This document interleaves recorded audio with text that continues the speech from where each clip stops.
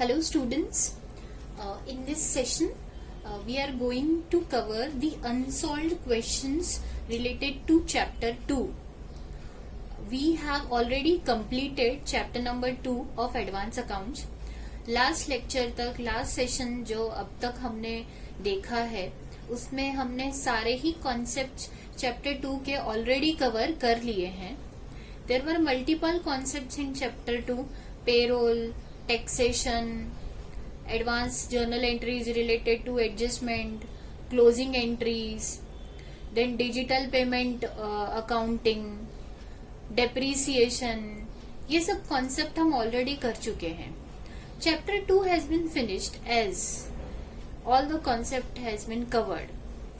पर इस चैप्टर में लास्ट में कुछ अनसॉल्व्ड क्वेश्चन दिए हुए हैं.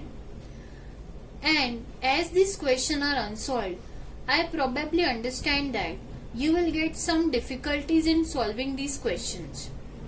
For your help, I am solving this question for you so that it would be feasible for you to find out the mistake that you are doing in solving this question. The unsolved question in your book is started from page number 37. Chapter number 2, your unsolved question begins. The last topic that we have done is dividend accounting. The journal entries related to declaration and payment of dividend and all, we have already done it. But अब unsolved question start हुए हैं page number 37 से, जहां पर आप देखेंगे first question जो है वो मैंने सॉल्व किया है.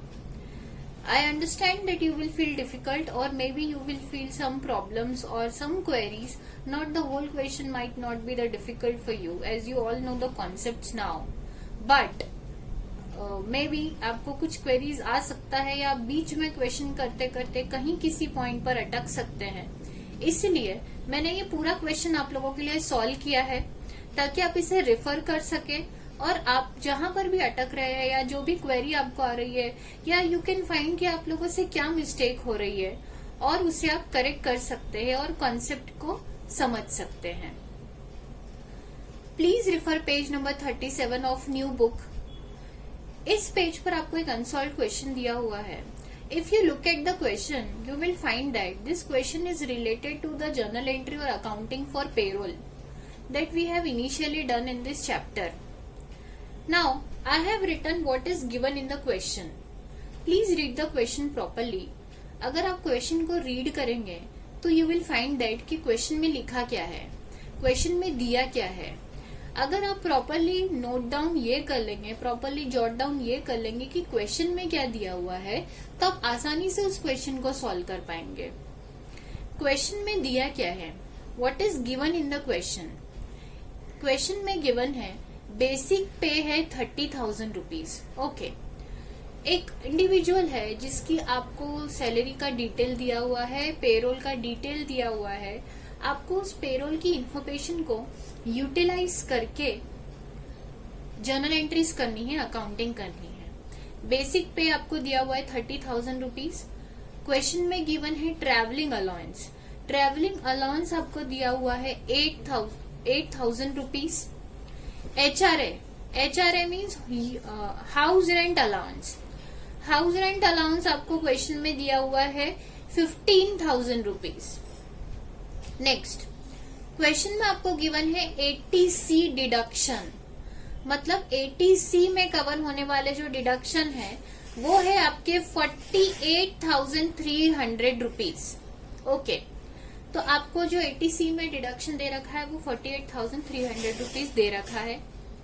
आगे क्वेश्चन में दिया है कि PF and ESIC is applicable. Okay, आपको PF एंड ESIC एप्लीकेबल है. ओके, अगर आप नोटिस करेंगे तो जिस तरह से पहले पेरोल के क्वेश्चन चैप्टर में दिए हुए थे वहां पर आपको पूरा पेरोल प्रिपेयर करके दिया हुआ था. मतलब आपको पेरोल में क्लियरली कॉलम्स में दिया हुआ था कि एम्प्लॉय से रिलेटेड बेसिक सैलरी कितनी है, उससे रिलेटेड जो है HRA कितना है, उसका TDS कितना डिडक्ट हो रहा है, उसका PF उसकी सैलरी में से कितना डिडक्ट हो रहा है, ESIC का कंट्रीब्यूशन वो कितना कर रहा है, ये सभी कुछ आपको अलग अलग कॉलम में दे रखा था in payroll. But this unsolved question is little different. यहाँ पर आपको पेरोल प्रिपेयर्ड नहीं है, मतलब आपको सारे फिगर्स प्रिपेयर करके उन्होंने नहीं दिए हैं। But that is not a worry to us, मतलब ये कोई हमारे लिए प्रॉब्लमेटिक बात नहीं है या प्रॉब्लम वाली बात नहीं है, क्योंकि अगर हम पेरोल से रिलेटेड सारे स्टैट्यूटरी कॉन्सेप्ट जानते हैं तो हम आसानी से ये फिगर्स भी फाइंड आउट कर सकते हैं और पेरोल भी हम आसानी से बना सकते हैं, प्रोवाइडेड हमें इस चीजें कॉन्सेप्ट पेरोल से रिलेटेड अकाउंटिंग की पता होना चाहिए। ओके, तो आई एम एज्यूमिंग दैट कि आप मेरे प्रीवियस लेक्चर्स अटेंड कर चुके हैं और आपको वो बेसिक कॉन्सेप्ट्स पता है। प्लीज आप उसे एक बार रिवाइज कर लीजिए, because it will help you to solve this question. But there is no worries, मैं सारे ही कॉन्सेप्ट्स को जब मैं वर्किंग नोट या फिर इसके सॉल्यूशन को जब हम करने वाले हैं, आपको वो सारे ही कॉन्सेप्ट जो है वो रिवाइज ऑटोमेटिकली हो जाएंगे। ओके, क्वेश्चन को आगे पढ़ते हैं। TDS is deducted. क्वेश्चन में आपको दिया है कि टीडीएस डिडक्ट होना है। अच्छा, टीडीएस कितना डिडक्ट होना है वो तो उन्होंने दिया ही नहीं है। अगर पेरोल होता प्रॉपर प्रिपेयर किया हुआ तो पेरोल में एक सेपरेट कॉलम होता टीडीएस का।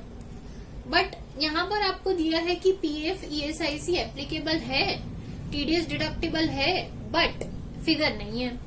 मतलब you have to find out कि कितना पीएफ डिडक्ट होना है, कितना ईएसआई डिडक्ट होना है और कितना टीडीएस डिडक्ट होना है।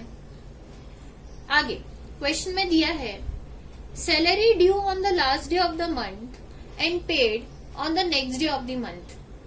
मतलब आपकी जो सैलरी है वो हर महीने की आखिरी तारीख को ड्यू होती है और अगले महीने की पहली तारीख को पे कर दी जाती है। नेक्स्ट क्वेश्चन में दिया है all the statutory dues paid on the time. जितने भी स्टैट्यूटरी ड्यूज है, मतलब जितने भी लीगल पेमेंट्स है, वो सभी कुछ टाइम पर पे कर दिए गए हैं, ऐसा उन्होंने क्वेश्चन में मेंशन किया है। आगे बोला है क्वेश्चन में आप नेसेसरी एजम्पशंस आप फॉर्म कर सकते हैं। जो भी अगर आपको लगता है कि इस क्वेश्चन को सॉल्व करने के लिए हमें ये पॉइंट पर ये चीज एज्यूम करना पड़ेगा, तो आप वो आसानी से एजम्पशन को आप फॉर्म कर सकते हैं, आप रिफर कर सकते हैं। लास्ट में क्वेश्चन में दिया है pass necessary journal entry as on 31 March 2019 and 1 April 2019। Okay, मतलब आपको एक ये प्रॉपर जर्नल एंट्री जो है पास करनी है इस इंफॉर्मेशन को यूज करके। ओके, प्रॉपरली हमने क्वेश्चन पढ़ लिया है। जब तक हम क्वेश्चन प्रॉपरली नहीं पढ़ेंगे हमें अंडरस्टैंडिंग नहीं बनती है कि इन्फॉर्मेशन क्या दी गई हुई है। और अगर हमें इन्फॉर्मेशन ही नहीं पता है क्लियरली क्वेश्चन की, तो वी कैन नॉट प्रोसीड, हम आगे नहीं बढ़ पाएंगे। सॉल्यूशन तो दूर की बात है, आप इन्फॉर्मेशन के बेसिस पर ही समझ पाते हैं कि आपको किस अप्रोच में क्वेश्चन सॉल्व करना है। Got it? नाउ अब हम यही क्वेश्चन यूज करने वाले हैं टू सॉल्व दिस क्वेश्चन। अगर आप ध्यान देंगे तो इस क्वेश्चन के सॉल्यूशन के लिए ये मैंने इन्फॉर्मेशन लिखी है जो क्वेश्चन में गिवन है। आगे मैंने प्रिपेयर किया है working note. So this is the working note part of your solution. Next page पर यहाँ पर एक्चुअली जर्नल एंट्रीज है, मतलब this is the real solution of the question. Now looking at the solution, first of all हम one by one question की जो information है वो यूज करेंगे। ओके, क्वेश्चन में आपको दिया है बेसिक पे 30,000 है, तो अगर आप नोटिस करें तो मैंने वर्किंग नोट यहाँ पर बनाया हुआ है, जहां पर मैंने लिखा है बेसिक पे कितनी है उसकी 30,000 रुपीज है। ओके, HRA उसका कितना है 15,000 रुपीज है, ट्रेवलिंग अलाउंस उसका कितना है 8,000 रुपीज है, तो टोटल उसकी पर मंथ सैलरी होती है 53,000 रुपीज की। ओके, अब ये तो पर मंथ सैलरी है। अगर मैं आपसे कहूं कि उसकी साल भर की टोटल सैलरी निकालिए तो आप कैसे निकालेंगे? 53,000 इंटू 12, तो उसकी टोटल सैलरी आती है 6,36,000 रुपीज। ओके, 6,36,000 रुपीज का जो है वो उसका साल भर का पैकेज है। अच्छा, मतलब उसकी ऐसा देखा जाए, अच्छा क्वेश्चन में और कोई अदर हेड से उसको इनकम नहीं दी हुई है तो उसकी सैलरी से ही इनकम हो रही है, मतलब 6,36,000 रुपीज उसकी सालाना इनकम है सैलरी हेड से, और यही तो उसकी टैक्सेबल इनकम है। और अगर यही उसकी टैक्सेबल इनकम है तो इसी इनकम के ऊपर उसको टैक्स पे करना है, मतलब साल की उसकी टैक्सेबल इनकम है 6,36,000 रुपीज। Okay fine. ध्यान देने वाली बात यह है कि क्वेश्चन में एक और इन्फॉर्मेशन दी है कि उसके लिए डिडक्शन अवेलेबल है अंडर सेक्शन 80C 48,300 रुपीज का। इसका मतलब ये हुआ कि ये तो 6,36,000 रुपीज जो है वो उसकी ग्रॉस टैक्सेबल सैलरी है। जिन स्टूडेंट्स ने इनकम टैक्स पढ़ा है, जिन स्टूडेंट्स ने डायरेक्ट टैक्स के क्लासेस अटेंड करी है, जिनका डायरेक्ट टैक्स सब्जेक्ट कवर हो चुका है, वो ऑलरेडी पढ़ चुके हैं, उन्हें बहुत अच्छे से पता होगा कि ग्रॉस टैक्सेबल इनकम और नेट टैक्सेबल इनकम क्या होती है। डिडक्शन के पहले वाली इनकम को कहा जाता है ग्रॉस टैक्सेबल इनकम, और डिडक्शन के बाद वाली इनकम को कहा जाता है नेट टैक्सेबल इनकम। अगर आप यहाँ पर नोटिस करेंगे तो ग्रॉस टैक्सेबल इनकम आ रही है 6,36,000 रुपीज। क्वेश्चन में गिवन है डिडक्शन क्लियरली 48,300 रुपीज, एकदम क्लियर कट आपको फिगर देके रखा है। इसका मतलब ये हुआ कि अगर आप इस ग्रॉस टैक्सेबल इनकम में से डिडक्शन का अमाउंट माइनस कर देंगे तो नेट टैक्सेबल इनकम आएगी 5,87,700। इसका मतलब इस पर्सन की वो इनकम जिस पर इसे टैक्स पे करना है वो है 5,87,700 रुपीज, और यही वो इनकम है जिसके ऊपर टैक्स रेट एप्लीकेबल होगा। Okay, got it. तो ये मैंने निकाल लिया नेट टैक्सेबल इनकम। फाइन। ये फाइंड आउट करना क्यों जरूरी है, ये वर्किंग नोट प्रिपेयर करना क्यों जरूरी है, बिकॉज अगर आप नोटिस करें क्वेश्चन में लिखा तो गया है कि टीडीएस डिडक्ट होना चाहिए, लेकिन टीडीएस कितना डिडक्ट करना है वो नहीं दिया गया है ना। What do you mean by TDS आप सब समझते हैं कि भाई इनकम के सोर्स से ही टैक्स जो है वो डिडक्ट होके गवर्नमेंट के पास चला जाएगा। इस पर्सन की टैक्सेबल इनकम 5,87,700 है, तो इसके ऊपर जो भी टैक्स बनता है वो टैक्स इसका एम्प्लॉयर इस इनकम के ऊपर इसे पे करने से पहले वो डिडक्ट कर लेगा, और जो बची हुई इनकम होगी वही वो एम्प्लॉय को पे करेगा। This is called as TDS, this is called as tax deducted at source. But employer को कितना टीडीएस डिडक्ट करना है वो भी पता होना चाहिए। अगर आपको पेरोल प्रिपेयर करके नहीं दिया गया है, इसका मतलब आपके पास टीडीएस का फिगर नहीं है। That means you need to calculate कि कितना टीडीएस डिडक्ट होना है। उसके लिए बहुत जरूरी है कि आपको ये पता हो कि इस पर्सन की नेट टैक्सेबल इनकम कितनी है, और वो हमारे पास ऑलरेडी आ चुकी है, दैट इज 5,87,700 रुपीज। नाउ अब मुझे मालूम है कि इसकी सालाना टैक्सेबल इनकम है 5,87,700 रुपीज। इसका मतलब यही वो इनकम है जिसके ऊपर टैक्स रेट एप्लीकेबल होने वाला है और जिसके ऊपर टैक्स निकालना है।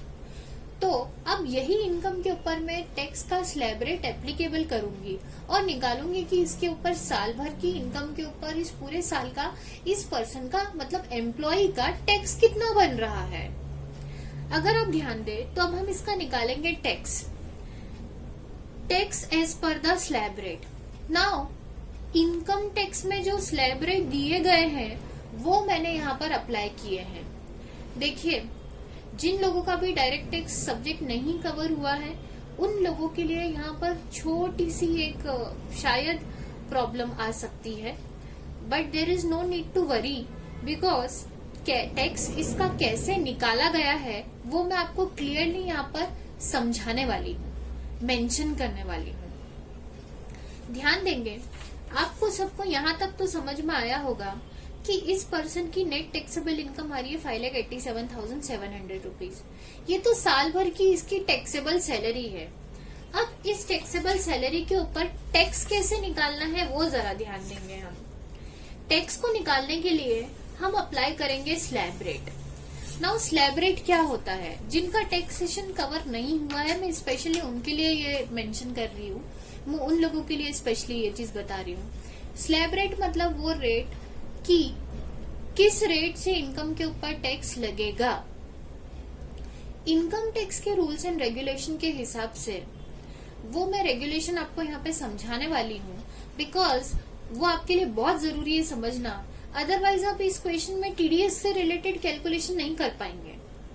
टीडीएस का मतलब ये है कि आपको टैक्स डिडक्ट करके गवर्नमेंट को जमा करना है एम्प्लॉय की इनकम के ऊपर। एम्प्लॉय की टैक्सेबल इनकम आपको मालूम है, लेकिन उसका टैक्स कितना बनना चाहिए वो आप कैसे निकालेंगे। वो निकालने के लिए ही आपको स्लैब रेट पता होना चाहिए। Okay, now let's discuss with the tax calculation for the employ with respect to reference of slab rate. Using the slab rate, we will determine the tax of the employee. We have already calculated the net salary, net taxable salary. इस person की जो net taxable salary आ रही है वो आ रही है 5,87,700 rupees. Okay, अब हमारे पास नेट टैक्सेबल इनकम है, दैट इज, ध्यान दीजिएगा please, 5,87,700 is the net taxable income of the employee. अब मैं यूज करने वाली हूँ slab rate for calculation of tax. Slab rate अगर हम करंट रेफर करें जो हमारी बुक में अभी तक दिए गए हैं उसके हिसाब से, अगर किसी पर्सन की इनकम 0 से 2,50,000 तक है तो कोई भी टैक्स नहीं बनता है, 0%, नील। अगर किसी पर्सन की इनकम है 2.5 लाख से लेकर तो 5 लाख तक, तो रेट ऑफ टैक्स है 5%। अगर किसी पर्सन की इनकम है 5 लाख से लेकर तो 10 लाख तक, तो रेट ऑफ टैक्स है 20%। अगर किसी पर्सन की इनकम 10 लाख से अबव है तो रेट ऑफ टैक्स है 30%। अगर आप ध्यान दें तो इस केस में हमारे लिए टैक्सेबल इनकम है 5,87,700। इस पर्टिकुलर इनकम के ऊपर हम टैक्स निकालेंगे ये स्लैब रेट को यूज करके। मैंने किस तरह से टैक्स निकाला है ध्यान देंगे। अगर 2.5 लाख तक की कोई इनकम है तो उसके ऊपर कोई टैक्स नहीं है। इसका मतलब ये हुआ कि 5,87,700 में से 2.5 लाख तक तो कोई टैक्स नहीं है, तो उसके ऊपर तो हम कोई टैक्स नहीं लगाएंगे। 2.5 लाख से 5 लाख तक कितना रेट है, 5%। अच्छा, 5 लाख में से 2.5 लाख तक तो कोई टैक्स है ही नहीं ना, तो 5 लाख में से आप माइनस क्या कर देंगे, ये वाले 2.5 लाख, तो बचे कितने, 2,50,000 रुपीज। इसके ऊपर रेट ऑफ टैक्स है 5%, जो कि आ रहा है 12,500। मतलब 2.5 लाख के ऊपर टैक्स हमने कितना निकाला, 5%, जो कि आ रहा है 12,500 रुपीज। नेक्स्ट, अगर आप नोटिस करें तो 5 लाख तक की इनकम के ऊपर ऑलरेडी टैक्स लग चुका है। कैसे लग चुका है, 2.5 लाख तक तो कोई टैक्स नहीं था, 2.5 से 5 पे 5% है, तो 5 लाख में से मैंने पहले 2.5 माइनस किया, 2.5 लाख 2,50,000। क्यों माइनस किया, क्योंकि उस पर तो कोई टैक्स ही नहीं है। तो 5 लाख माइनस 2.5 लाख किया तो कितना बचा, 2,50,000। उसके ऊपर रेट ऑफ टैक्स कितना है, 5%। देखिए 5 लाख तक 5% है, 2.5 से 5 के बीच में कितना है, 5% है। 2.5 लाख तक तो कोई टैक्स था ही नहीं, तो 2.5 लाख इस इनकम में से बिल्कुल 2.5 लाख तक पे तो हम कोई टैक्स नहीं लगाएंगे। 5 में से मैंने 2,50,000 माइनस कर दिए। अब 5 तक 5% है तो बचे कितने, 2,50,000, उसके ऊपर 5% निकाला तो कितना बचा, 12,500। 5 तक 5% है, 5 लाख तक की इनकम के ऊपर कितना है, 5%। उसके ऊपर आप टैक्स 5% ऑलरेडी इसके ऊपर निकाल चुके हो, वो कितना आ रहा है, 12,500। इसका मतलब 5 लाख रुपए तक टैक्स निकाल चुके हो। टोटल इनकम कितनी है, 5,87,700। 5 लाख के ऊपर कितनी इनकम है, 87,700। मतलब मैंने यहाँ पे किया 5,87,700 माइनस 5 लाख, क्योंकि 5 लाख तक तो मैं टैक्स निकाल चुकी हूँ। अब बचा कितना, 87,700। इसके ऊपर मुझे टैक्स निकालना है। अब 5 लाख के ऊपर ना ये इनकम, तो क्योंकि 5 लाख तक तो अभी तक आप टैक्स निकाल चुके हो, 5 लाख के ऊपर इनकम है 87,700। तो नेक्स्ट स्लैब में कितना दिया है कि अगर 5 से ऊपर इनकम है, 5 लाख से ऊपर है लेकिन 10 लाख से कम है, तो कितना परसेंट है? 20% है। अब 5 लाख से ऊपर कितनी इनकम है? 87,700 है। तो इसके ऊपर अगर आप 20% निकालोगे तो आपका आएगा वो 17,540 रुपए, मतलब 17,540 रुपीज। इसका मतलब इस पूरी 5,87,700 के ऊपर जो टैक्स आ रहा है वो आ रहा है आपका 12,500 प्लस 17,540। Okay, got it. इस तरीके से इस पूरी इनकम के ऊपर जब मैंने टैक्स निकाला पूरे साल का, सालाना इनकम उसकी आ रही है annual income 5,87,700, this is net taxable income. इसके ऊपर स्लैब रेट लगा के हमने टैक्स निकाला है, तो उसका टोटल टैक्स आ रहा है 12,500 प्लस 17,540। साल भर का टोटल टैक्स आ रहा है 30,040 रुपए। मतलब जो टैक्स बन रहा है उसका, वो बन रहा है 30,040 रुपए उसका टैक्स बन रहा है, जो कि उसे गवर्नमेंट को क्या करना है? जमा करना है। ओके, नाउ इम्पोर्टेंट चीज ये है कि ये तो पूरे साल का टैक्स आ रहा है, ठीक है? इतना टैक्स एम्प्लॉय को एक्चुअली जमा करना है। अब हम बात कर रहे हैं टीडीएस की। एम्प्लॉयर की रिस्पॉन्सिबिलिटी ये है कि एम्प्लॉय को जब वो सैलरी पे कर रहा है, एम्प्लॉय को जब वो इनकम पे कर रहा है, उस इनकम को पे करते टाइम ही, उस इनकम को, उस सैलरी को पे करते समय ही वो उसके टैक्स का अमाउंट उस सैलरी में से उसका, उस एम्प्लॉय का कट कर ले, अपने पास रख ले और वो जमा करे उसे गवर्नमेंट को। वो इस इनकम का हिस्सा, उसकी इनकम का हिस्सा एम्प्लॉय को ना देते हुए वो टैक्स का हिस्सा वो दे रहा है गवर्नमेंट को। This is the responsibility of employer. अगर मैं एम्प्लॉयर के पॉइंट ऑफ व्यू से सोचूं तो आप एम्प्लॉयर के अकाउंटेंट है, एम्प्लॉय की साल भर की इनकम के ऊपर टैक्स आ रहा है 30,040 रुपए, गॉट इट। तो अब आप अगर ध्यान दें तो आपको उसके साल भर का टैक्स डिडक्ट करना है 30,040 रुपए और गवर्नमेंट को जमा करना है। लेकिन आप चाहें तो इसे इंस्टॉलमेंट में भी डिडक्ट कर सकते हैं। देखिए, एम्प्लॉयर एम्प्लॉय को सैलरी पे करता है मंथली। कैसे पे करता है? वो सैलरी मंथली पे करता है हमेशा। तो अब हम जब मंथली सैलरी पे करेंगे तो मंथली सैलरी थी उसकी अराउंड 53,000 रुपीज आ रही है। तो इसका मतलब ये पे करते समय हम उसके टैक्स का अमाउंट उसमें से डिडक्ट कर लेंगे, राइट? तो हर महीने हम कितना डिडक्ट करेंगे? ये जो 30,040 आ रहा है ये तो साल भर का टैक्स आ रहा है। तो अगर मैं बोलूं कि अगर मुझे इसको सैलरी का पेमेंट हर महीने करना है तो हर महीने में इसका कितना टैक्स डिडक्ट करूंगी? तो 30,040 को मैं डिवाइड कर दूंगी 12 से, क्योंकि साल में 12 महीने होते हैं। और अगर 30,040 रुपए पूरे साल का टैक्स है तो एक महीने में अगर मैं सोचूं कि इसकी सैलरी में से मुझे टैक्स कितना कट कर लेना है और गवर्नमेंट को जमा करना है, वो जमा करना है 30,000 डिवाइडेड बाय 12, तो वो फिगर आपका आएगा 2503। मतलब 2503 विल बी द टैक्स का अमाउंट जो एम्प्लॉयर डिडक्ट कर लेगा एम्प्लॉय की सैलरी में से हर महीने उसको सैलरी पे करते समय। इसका मतलब जो मंथली हमेशा एम्प्लॉयर एम्प्लॉय की सैलरी में से टीडीएस के फॉर्म में डिडक्ट करेगा मंथली सैलरी पे करते समय, वो फिगर है 2503। ओके, इस वर्किंग नोट से हमें पता चल गया कि टीडीएस का फिगर कितना है जो हमें हर महीने डिडक्ट करना है एम्प्लॉय को सैलरी पे करते टाइम। हमने सारे रूल्स लगाए हैं, रेगुलेशंस लगाए हैं, टैक्स के प्रोविजंस लगाए हैं और फिर इस अमाउंट को हमने डिटरमाइन किया है। नाउ क्वेश्चन में हमने यूज कर ली इन्फॉर्मेशन बेसिक पे से ट्रैवलिंग एचआरए ये etc TDS not TDS deduct करना है तो टीडीएस कितना डिडक्ट करना उसका कैलकुलेशन कर लिया है। क्वेश्चन में एक और चीज बोली है कि पीएफ और ईएसआईसी एप्लीकेबल है, ये एप्लीकेबल तो है बट उन्होंने अमाउंट नहीं दिया है कि एम्प्लॉय कितना कंट्रीब्यूट कर रहा है, राइट?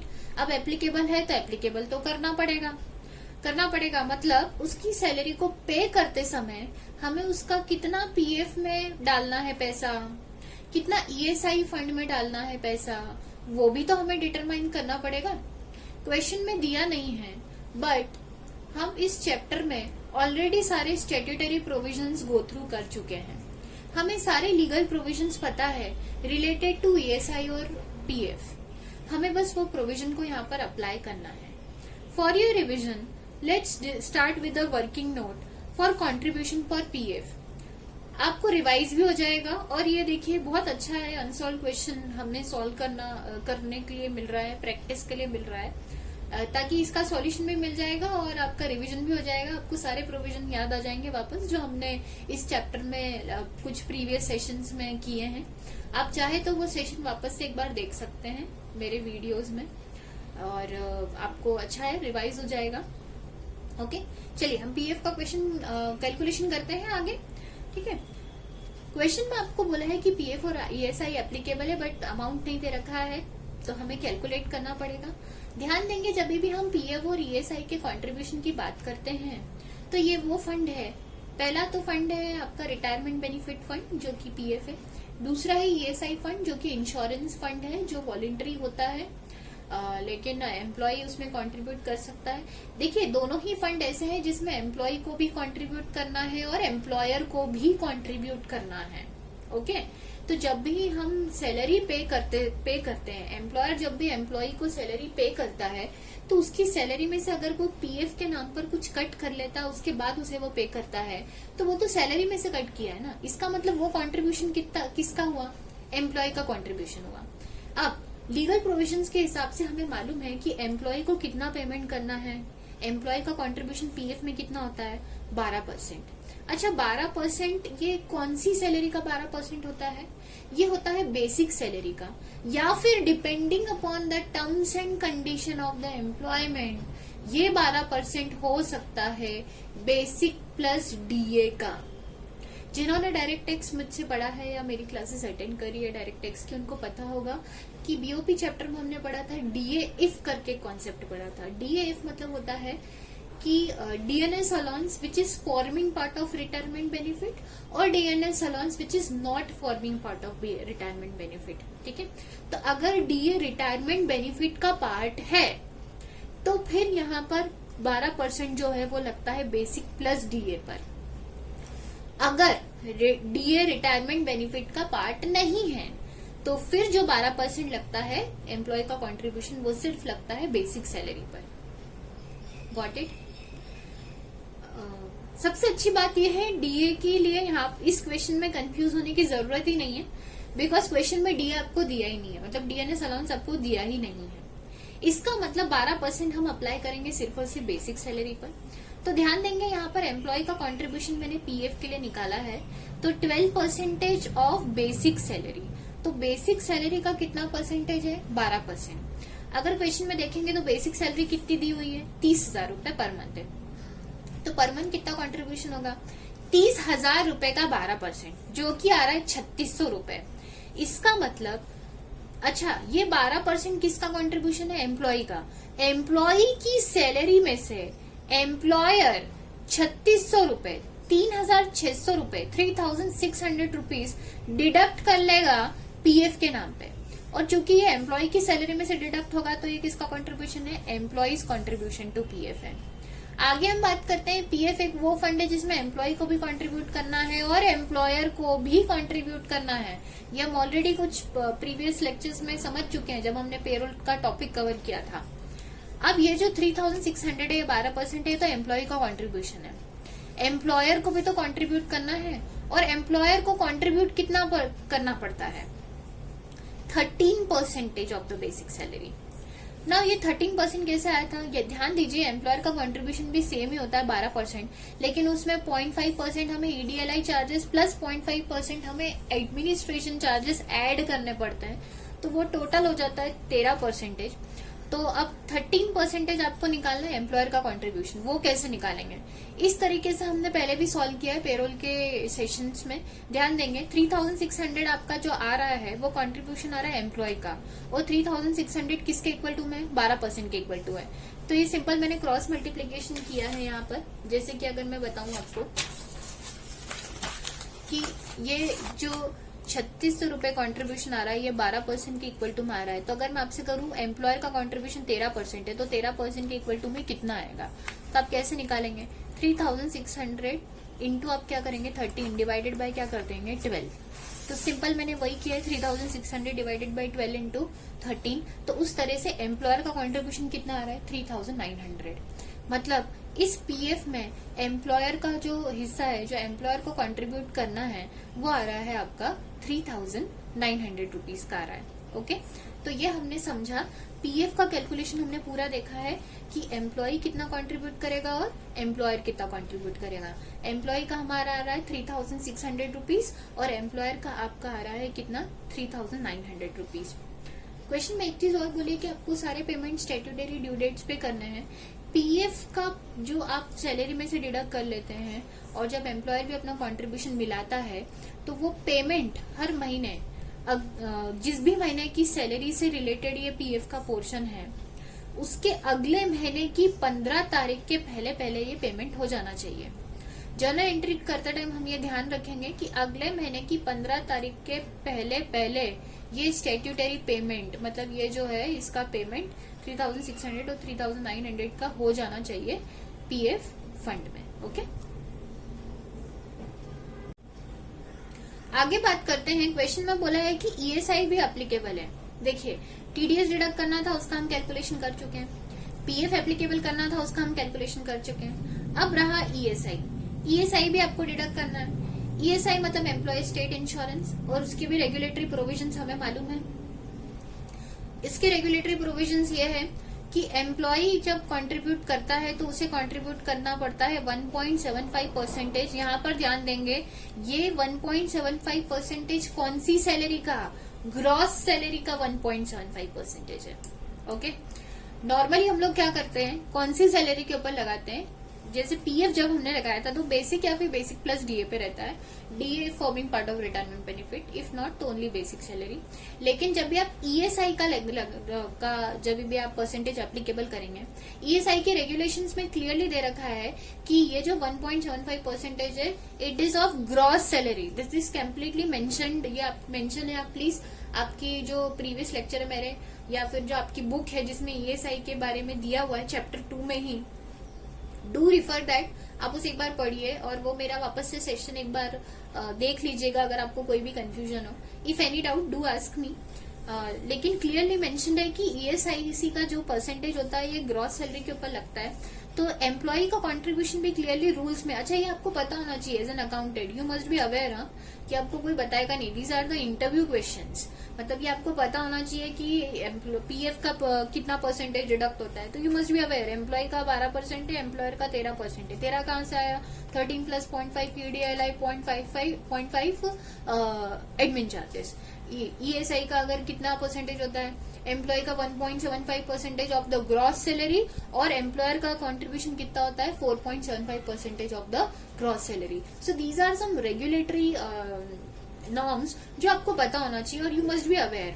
और मोस्ट इम्पोर्टेंटली जब भी अगर आप इंटरव्यू के लिए स्पेशली बात कर रहे हैं या उससे रिलेटेड अगर आप प्रिपेयर करना चाह रहे हैं तो please do visit the website. आप प्लीज चेक कीजिए कि कहीं कुछ इन परसेंटेज में अमेंडमेंट्स तो नहीं है, बिकॉज मे बी ऐसा हो सकता है कि हमारी बुक में जो एडिशन है, आप जब इंटरव्यू देने जाएंगे तो आप 6 महीने बाद जाएंगे, आप 8 महीने बाद जाएंगे, मे बी लेटर पीरियड जाएंगे, तब तक हो सकता है there might be some changes in this percentage, because these are the some legal norms जो कि सिनेरियो के अकॉर्डिंगली चेंज होते रहते हैं।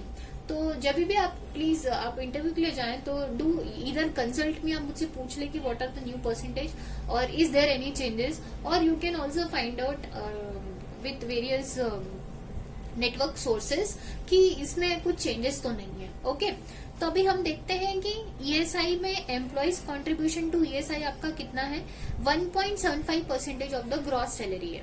अच्छा, ग्रॉस सैलरी कौन सी होती है, total salary is the gross salary, लेकिन डिडक्शन के पहले वाली सैलरी। अगर मैं पर मंथ के कंट्रीब्यूशन की बात करूं तो ग्रॉस सैलरी इसकी आ रही है 30,000 plus 8,000 plus 15,000, that is 53,000 rupees, और इसमें कोई डिडक्शन नहीं है, डिडक्शन के पहले वाली सैलरी है, दैट इज ग्रॉस सैलरी। तो ग्रॉस सैलरी के ऊपर 1.75% आपको निकालना है। तो जब मैंने एम्प्लॉय कंट्रीब्यूशन निकाला तो मैंने निकाला 1.75% ऑफ 53,000 रुपीज, और वो कितना आ रहा है आपका, वो आ रहा है आपका 927 पॉइंट समथिंग। ओके, तो ये हो गया employ contribution to ESI 927। Next हम बात करते हैं एम्प्लॉयर्स कंट्रीब्यूशन टू ईएसआई की। एम्प्लॉयर्स कंट्रीब्यूशन टू ईएसआई होता है 4.75% ऑफ द ग्रॉस सैलरी। अब ग्रॉस सैलरी आपकी कितनी है 53,000, तो 53,000 का 4.75% निकाल सकते हैं, या फिर इस तरह से जैसे हम हमेशा निकालते हैं कि जैसे 927.5 ये किसके इक्वल टू में है, ये है 1.75% के इक्वल टू में है, तो 4.75% के इक्वल टू में कितना होगा, तो इसे मैं कैसे निकाल सकती हूँ 927.5 इंटू 4.75 डिवाइडेड बाय 1.75। जब आप इसे सॉल्व करेंगे तो आपका आएगा 2516 ऑलमोस्ट फिगर आएगा। So this is your employers contribution to ESI। Okay, तो अब इस कैलकुलेशन में या इस वर्किंग नोट में हमने फाइंड आउट करना सीखा कि ESI दोनों का कितना आ रहा है, एम्प्लॉय का कितना आ रहा है 927.5, एम्प्लॉयर का कितना हो रहा है 2516 आ रहा है। तो क्वेश्चन में ये जो इन्फॉर्मेशन थी कि PF और ESI एप्लीकेबल करना है, तो फिगर नहीं दिया था, बट हमें रेगुलेशंस पता थे, तो हमने आसानी से कैलकुलेट कर लिया। ये वर्किंग नोट फॉर PF है, ये वर्किंग नोट फॉर ESI है। TDS डिडक्ट करना था बट फिगर नहीं दे रखा था, हमने आसानी से कैलकुलेट कर लिया, ये वर्किंग नोट फॉर TDS है। नेक्स्ट हम बात करते हैं स्टैट्यूटरी ड्यू डेट्स की, कि स्टैट्यूटरी ड्यू डेट्स हम PF के ऑलरेडी डिस्कस कर चुके हैं कि अगले महीने की 15 तारीख के पहले पेमेंट हो जाना चाहिए। ESIC अगेन एक लीगल पेमेंट है, स्टैट्यूटरी पेमेंट है, स्टैट्यूटरी मतलब लीगल होता है, ध्यान दीजिएगा। तो ये नॉर्म के अकॉर्डिंगली आपको डेट के अकॉर्डिंगली पेमेंट करना है, बिकॉज अगर आप लेट पेमेंट करते हैं, ड्यू डेट से बाद में पेमेंट करते हैं, तो आपके ऊपर इंटरेस्ट या फिर पेनल चार्जेस अप्लाई हो सकते हैं। तो ये हर एम्प्लॉयर की रिस्पॉन्सिबिलिटी है कि अगर वो सैलरी में से, एम्प्लॉय की सैलरी में से PF कट कर रहा है, ESI कट कर रहा है, TDS कट कर रहा है, तो उसको प्रॉपरली टाइम पे पेमेंट भी करना है। ESI का जो पेमेंट है वो हो जाना चाहिए अगले महीने की 15 तारीख के पहले। सेम ड्यू डेट है, PF का भी पेमेंट अगले महीने की 15 तारीख के पहले हो जाना चाहिए। जिस भी महीने की सैलरी है उस महीने की सैलरी के अगले महीने की 15 तारीख के पहले इसका पेमेंट प्रॉपर अथॉरिटी में हो जाना चाहिए। सेम ESI का भी पेमेंट अगले महीने की 15 तारीख के पहले पेमेंट ESI अथॉरिटी में हो जाना चाहिए। TDS जो पेमेंट है वो भी अगेन स्टैट्यूटरी लीगल पेमेंट है, टैक्स है, इसका पेमेंट आपको इनकम टैक्स डिपार्टमेंट को करना है। अगर एम्प्लॉय ने एम्प्लॉय की सैलरी के ऊपर TDS डिडक्ट किया है तो वो अगले महीने की 7 तारीख के पहले पेमेंट हो जाना चाहिए। मतलब जिस भी महीने की सैलरी से वो रिलेटेड है उस महीने की सैलरी जब भी वो पे कर रहा है उसके अगले महीने जिस भी महीने की सैलरी है वो उस महीने के अगले महीने की 7 तारीख के पहले इसका पेमेंट इनकम टैक्स डिपार्टमेंट में हो जाना चाहिए। देखिए अभी तक हमने ये प्रिपेयर कर लिया है, क्वेश्चन में जितनी भी इंफॉर्मेशन दी हुई थी उसके थ्रू हमने प्रिपेयर कर लिया है वर्किंग नोट। ये हमें हेल्प करेंगे जर्नल एंट्री करने के लिए। अब देखिए हमारा मोस्टली बहुत ज्यादा मेहनत का सारा काम हो चुका है, बिकॉज हम कैलकुलेशन पार्ट वर्किंग नोट हमने प्रिपेयर करके रख लिया है। देखिए यही वो पार्ट है जहाँ पर आपको मेजरली शायद क्वेरी आ सकती थी, बट अब आपको नहीं आएगी, बिकॉज जर्नल एंट्री तो हम आप ऑलरेडी प्रीवियस सेशन में ऑलरेडी हम इस क्वेश्चन में चैप्टर में कर चुके हैं। Now we will start with the journal entry, that means that is the major solution part of the question. Question में दिया गया है कि सैलरी ड्यू होती है हर महीने की आखिरी तारीख को, पे होती है अगले महीने की पहली तारीख को, सारे स्टैट्यूटरी पेमेंट ड्यू टाइम पर हो गए हैं। मेक एजम्पशन आपको जो भी एजम्पशन अगर कुछ करना है तो आप एज्यूम कर लीजिए। और एंट्रीज आपको करनी है 31 मार्च 2019 और 1 अप्रैल 2019 से रिलेटेड आपको एंट्रीज करनी है, ठीक है। तो अब हम क्वेश्चन में जर्नल एंट्रीज पास ऑन करेंगे। Okay, let's start with the journal entries. जैसे कि आपको क्वेश्चन बोला, क्वेश्चन में दिया गया है कि आपको जर्नल एंट्रीज पास करनी एज ऑन 31 मार्च 2019। तो 31 मार्च में जब मैं मंथ के एंड में हूँ, ईयर में एंड में हूँ, तो मार्च में मैं हर महीने की, जैसे इन्होंने क्वेश्चन में क्लियरली दे रखा है कि हर महीने की आखिरी दिन पर, लास्ट डे पर सैलरी ड्यू होती है। तो 31 मार्च महीने का आखिरी दिन है, लास्ट डे है, तो उस डेट पर सबसे पहले तो मैं सैलरी ड्यू करने की एंट्री करूंगी। देखिए मैंने जर्नल एंट्री के फॉर्मेट बनाया है, date, particular, debit amount, credit amount. सबसे पहले मैं 31 मार्च है, आखिरी दिन है, तो आखिरी दिन पे मैं सबसे पहले सैलरी ड्यू करूंगी, बिकॉज लास्ट डे पर सैलरी ड्यू होती है। सैलरी अकाउंट, मैं एम्प्लॉयर की अकाउंटेंट हूँ, डेफिनेटली एम्प्लॉयर के लिए तो सैलरी क्या एक्सपेंस है, बिकॉज जब भी एम्प्लॉयर एम्प्लॉय को सैलरी पे कर रहा है तो इनकम एम्प्लॉय के लिए है, लेकिन एम्प्लॉयर के लिए तो वो एक्सपेंस है। And all expenses and losses are debit related ये हमारा जर्नल एंट्री का रूल है, तो सैलरी अकाउंट यहाँ पर डेबिट होगा और उसकी जो सैलरी आ रही है पर महीने पर मंथ की, ये सब मिला के देखिए वर्किंग नोट में हमने बनाया था, बेसिक टीए HRA मिला के 53,000 रुपीज आ रही है, तो 53,000 रुपीज से मैं सैलरी अकाउंट को डेबिट कर दूंगी। लेकिन ये पूरे 53,000 रुपीज अभी उसके अकाउंट में ट्रांसफर तो होने वाले नहीं है। क्यों नहीं होने वाले? बिकॉज एम्प्लॉयर जो है वो इस सैलरी में से डिडक्ट कर लेगा। अभी तो क्या क्या डिडक्ट करेगा? उसके एम्प्लॉय का PF का कॉन्ट्रीब्यूशन, ये रहा वो अभी हमने निकाला था, उसकी ESI का कॉन्ट्रीब्यूशन, बिकॉज वो एप्लीकेबल है ना, क्वेश्चन में दिया हुआ है, तो वो डिडक्ट कर लेगा। फिर उसका TDS भी डिडक्ट करेगा, ये TDS का कैलकुलेशन हमने करके रखा है। अब जो बचेगा कुचेगा वो फिर हम उसको सैलरी पे करेंगे। तो सैलरी उसकी आ रही है 53,000 रुपीज, जिसमें से अब हम क्या क्या डिडक्ट करेंगे? सबसे पहला to employ contribution to PF, वो हम कैलकुलेशन में ऑलरेडी कर चुके हैं। एम्प्लॉयज कॉन्ट्रीब्यूशन टू PF आ रहा है 3,600, तो to employees contribution to PF में डाल दिया कितना? 3,600। नेक्स्ट सैलरी में से और क्या डिडक्ट करेंगे हम? उसके ESI का भी तो कंट्रीब्यूशन डिडक्ट करेंगे, तो to employees contribution to ESI। देखिए एम्प्लॉय का ऑलरेडी ESI हम निकाल चुके हैं 927.5, तो मैंने यहाँ पे राउंड ऑफ कर दिया, उसको 927 ही ले लिया है। तो to employees contribution to ESI ले लिया है कितना? 927 रुपीज। आगे बात करते हैं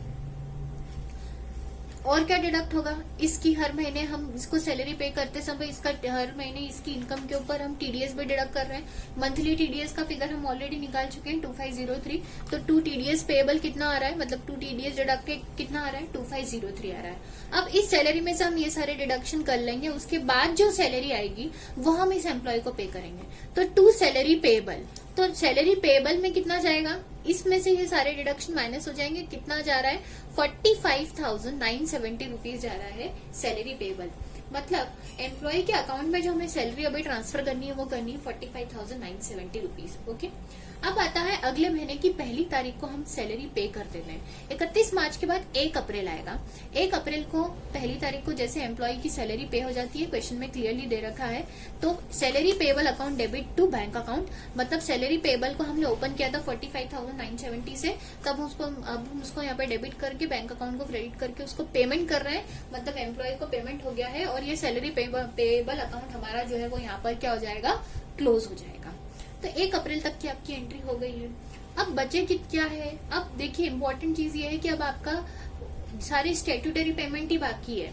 तुमने PF उसका डिडक्ट किया है, लेकिन ये पैसा एम्प्लॉयर को अपनी जेब में नहीं रखना है, ये एम्प्लॉय के PF फंड में डालना है।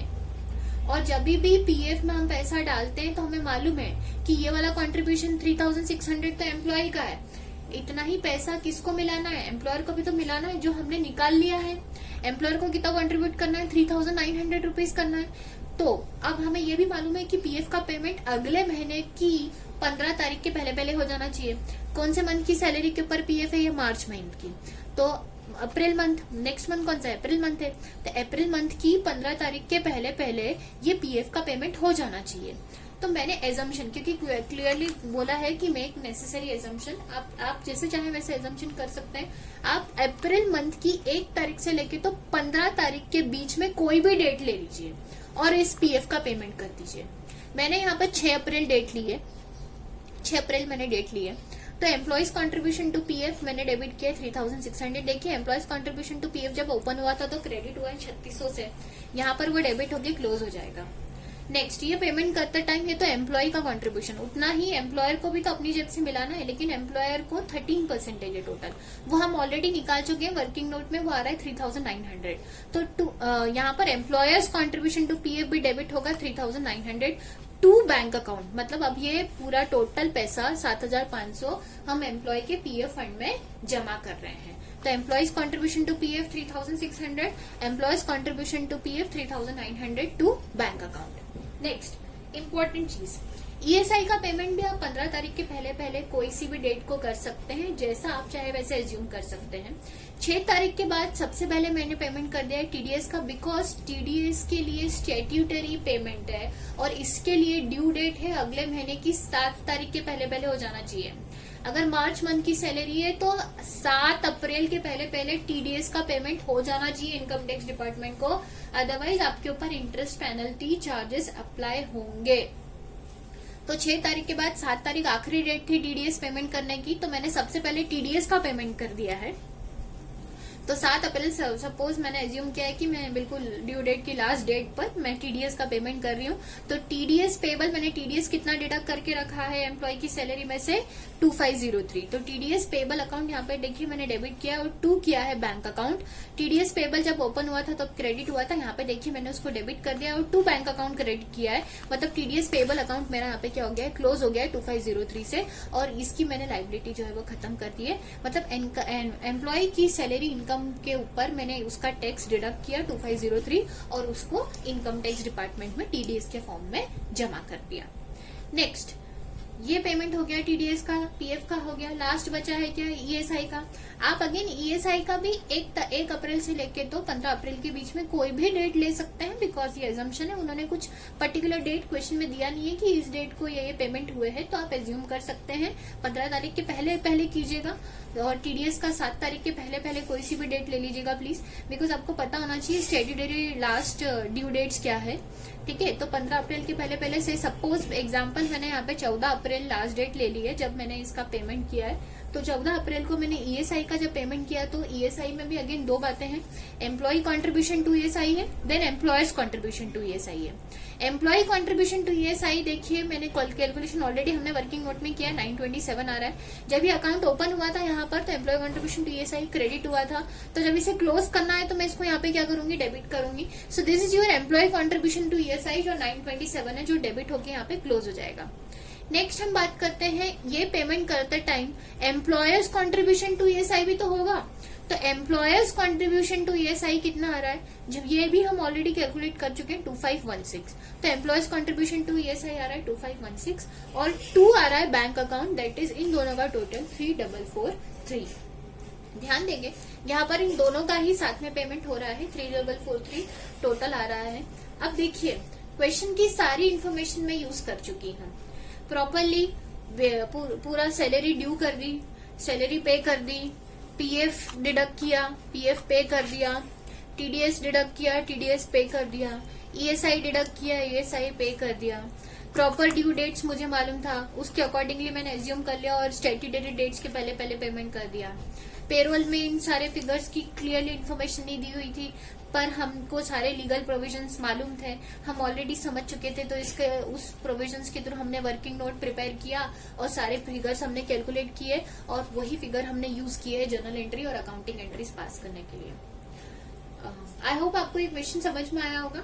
If you feel any problem, any doubt, do connect me personally.